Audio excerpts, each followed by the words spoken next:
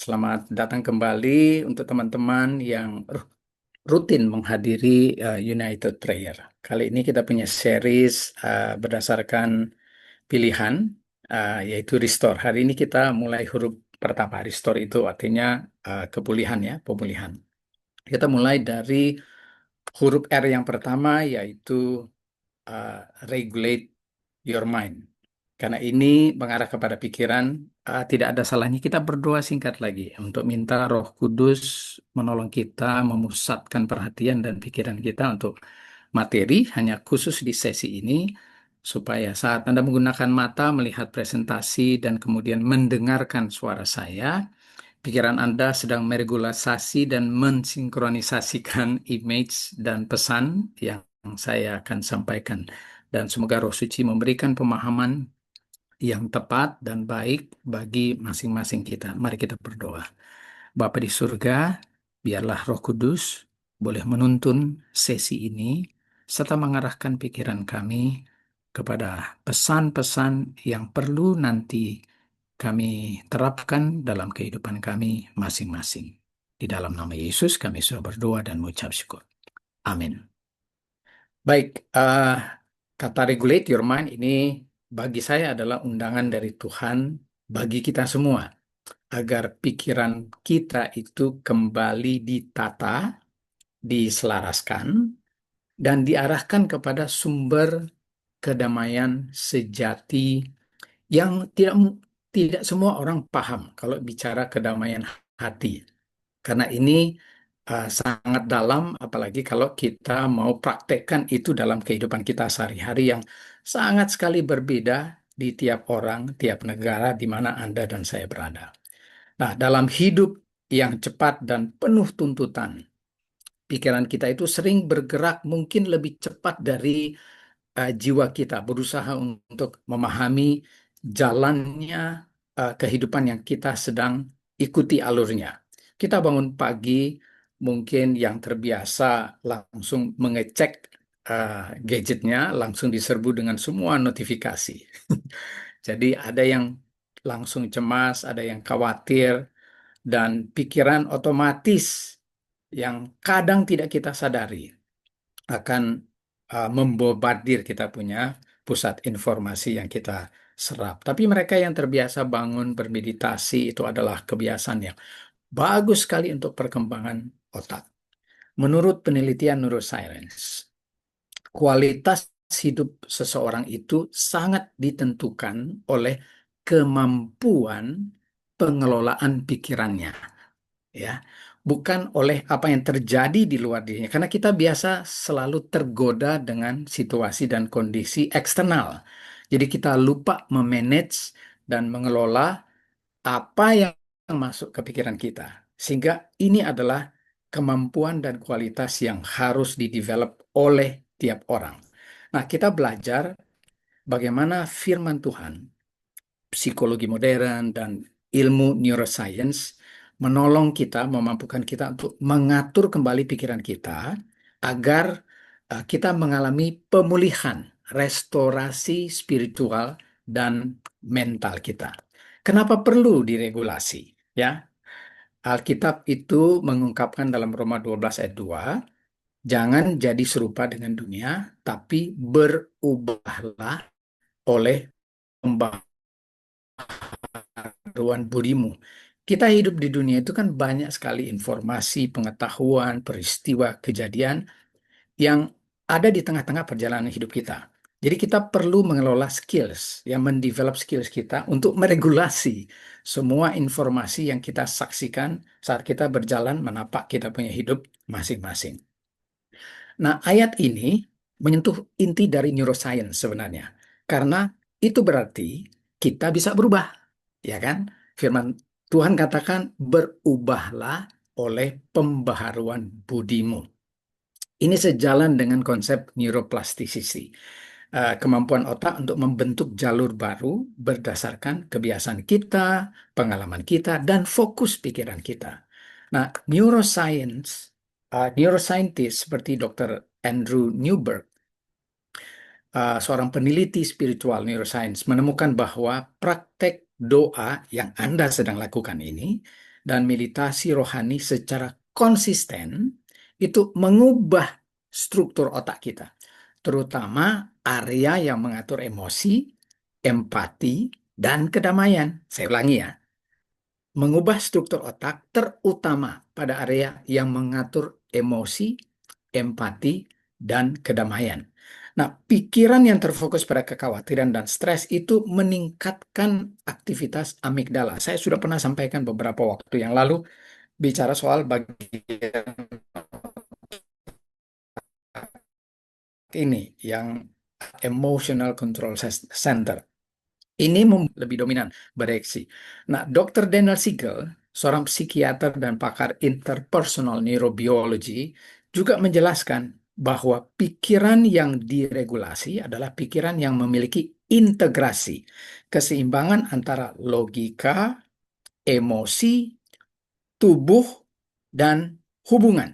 Artinya, ketika pikiran kita tidak diatur, tidak diregulasi, tidak dimanage, hidup kita bakal kacau. Jadi, ketika pikiran kita teratur, hidup kita pun jadi ikut tertata karena pola pikir kita yang kita sudah regulate. Nah, pikiran yang tidak diregulasi itu menimbulkan beban, saudara-saudara. Ya, eh, Ellen White mengatakan, thoughts control the life.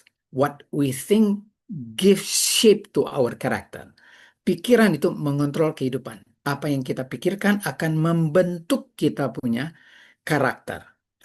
Ini selaras dengan penelitian Dr. Carolyn Leaf, seorang neuroscientist Kristen, yang menegaskan bahwa 80-90% masalah stres itu berasal dari pola pikir yang tidak dikelola, bukan situasi eksternalnya. Dulu saya sudah tegaskan juga, jangan terfokus lebih dominan kepada faktor eksternal. Kita harus menata kita punya reaksi dan respon internal.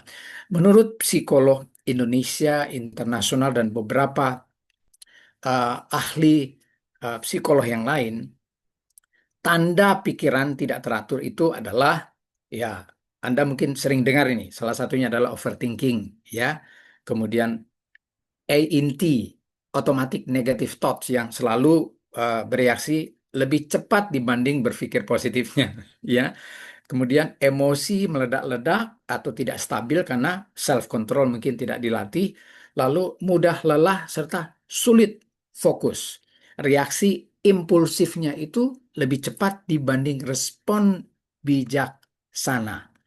Makanya kenapa tantangan hidup mungkin lebih besar, tapi pikiran yang tidak teratur itu justru membuat apa yang kita perhatikan dan apa yang kita alami itu jadi kelihatan lebih besar dari seharusnya. Jadi tergantung bagaimana kita mengelola, meregulate pikiran kita. Apa ini? Regulate itu bukan sekedar mengendalikan dan mengatur ulang, bukan sekedar mengendalikan tapi mengatur ulang serta mengarahkan dan synchronize, mengharmoniskan pikiran dengan kebenaran Tuhan. Kita nggak jauh-jauh dari kebenaran Tuhan karena Tuhan yang menciptakan kita sebagai manusia, Dia tahu caranya meregulasi pikiran kalau kita terbenam dan intim dengan semua kebenaran firman-Nya. Ini adalah proses spiritual dan psikologis yang melibatkan awareness, kesadaran, menyadari apa yang sedang kita pikirkan. Jangan terus langsung cepat dengar orang bilang A, orang bilang gosip bilang isu, bilang ini, lalu kita langsung bereaksi dengan apa yang orang sampaikan. Kita harus sadar apa yang harus kita pikirkan saat kita mendengar semua informasi. Kemudian pilihan, choice. Kita pilih mana pikiran yang layak kita simpan, ya. Dan mungkin kita akan recall kembali untuk membantu menolong kita punya pembentukan karakter.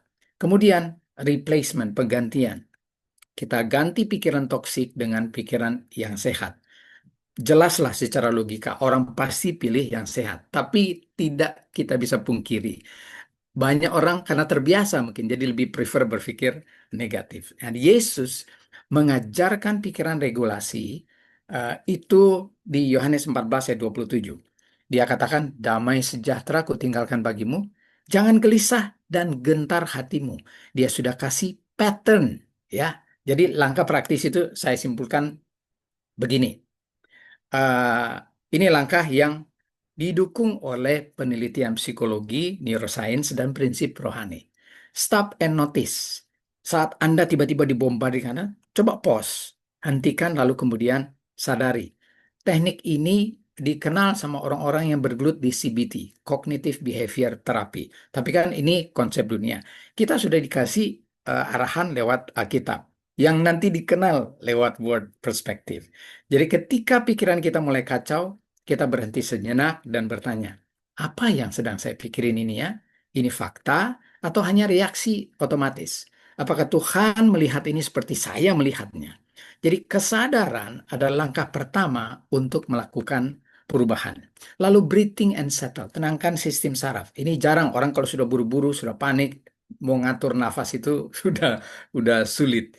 Tenangkan sistem saraf karena ada studi dari Harvard Medical School. Pernapasan yang dalam dan diatur menurunkan aktivitas amigdala yang tadi kita singgung, yang apa namanya lebih bereaksi secara emosional. Dan ini mengaktifkan Anda punya otak depan, prefrontal cortex, sehingga kita bisa berpikir lebih jernih. Nafas yang dalam, atur, kemudian mulai berpikir, aware, lalu pilih mana yang mau dipikir. Nah, ini coba ambil 3 sampai 5 kali nafas yang dalam, tarik, kemudian tahan sejenak, baru hembuskan lewat lewat mulut. Ini sejalan dengan Mazmur 46 ayat 10. Diamlah, pause, ketahuilah bahwa akulah Allah. Secara spiritual, Anda aware lalu coba koneksi dengan Tuhan supaya membantu Anda untuk kira-kira merespon kayak gimana. Ya. Yang kedua, replace the lie. Ini susah banget dipraktikkan sama orang yang sudah terbiasa berbohong. Ya, ganti kebohongan dengan kebenaran. Dalam psikologi, kita sebut itu cognitive reframing. Firman Tuhan bilang, di 2 Korintus 10 ayat 5 harus ditawan pikirannya ya kepada pikiran Tuhan. Contoh, kalau kalau ada orang bilang, kamu gagal, atau kita sendiri yang bilang, aduh saya sudah gagal ini. Tapi ganti polanya, bilang Tuhan sedang mencoba membentuk saya saat saya gagal, ya kan? Saya tidak mampu. Jangan lupa Filipi 4 ayat 13 yang selalu ulang-ulang saya tekankan, untuk bukan cuma dihafal ya, tapi setiap kali Anda menghadapi dilema, pikirkan bahwa lewat kuasa Tuhan Anda bisa tanggung semuanya.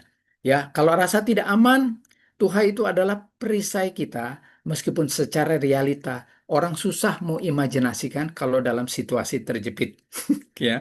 Tapi itulah challenge kita dalam mengelola kita punya pikiran.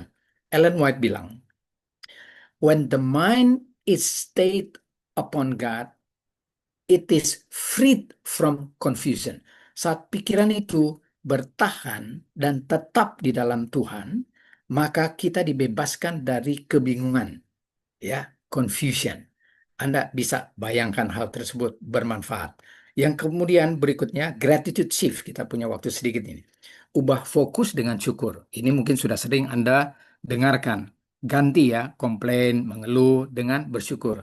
Karena neuroscience juga menemukan bahwa rasa syukur itu mengubah aktivitas otak kita.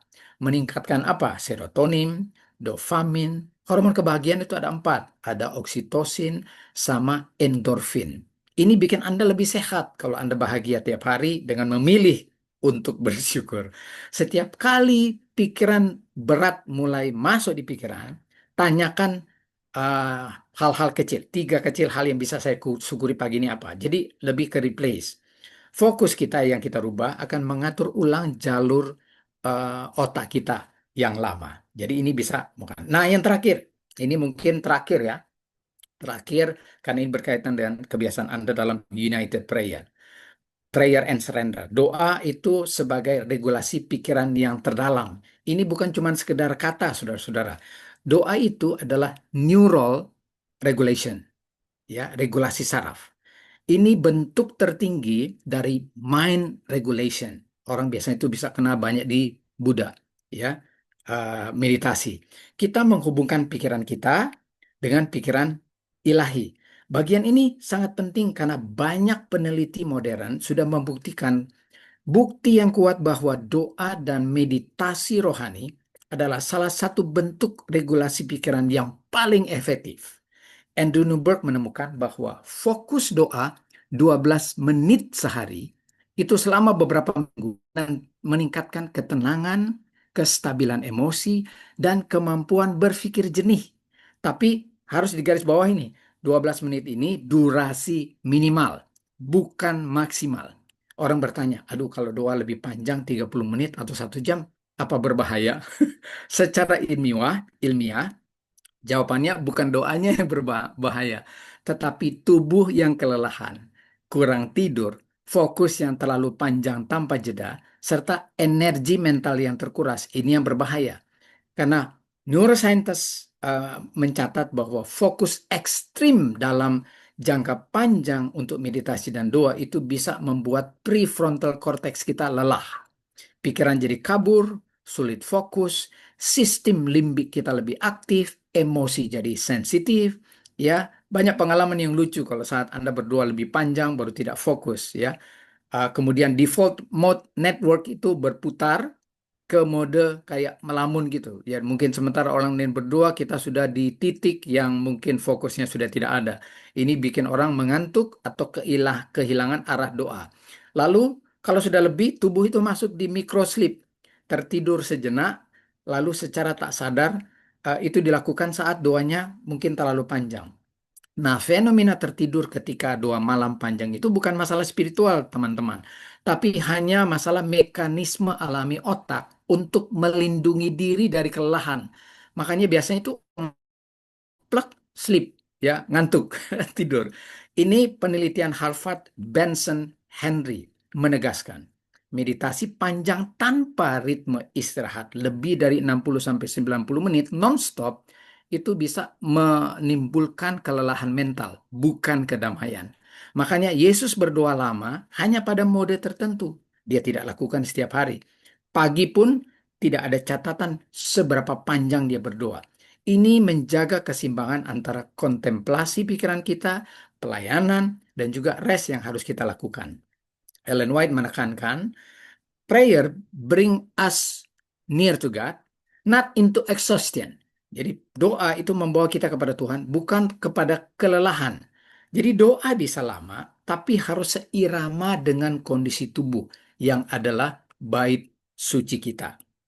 Yang Tuhan kehendaki bukan doa yang memaksa kondisi tubuh, melainkan doa yang memulihkan pikiran. Regulate your mind. Terakhir, ini slide terakhir saya. Hasil dari pikiran yang diregulasi. Kalau ini kita latih tiap hari, Roh Kudus akan menolong kita, menjadikan kita lebih tenang, lebih fokus, lebih sabar, lebih sensitif terhadap suara Tuhan, dan lebih kuat menghadapi tekanan. Saudara-saudara, Yesaya 26 ayat 3 menegaskan, pikiran yang tetap terarah kepada Allah, engkau jagai dalam damai sejahtera yang sempurna. Jadi ini adalah buah dari pikiran yang diregulasi dan teratur terhadap Tuhan. Semoga pesan ini menjadi berkat bagi kita semua. Tuhan berkati.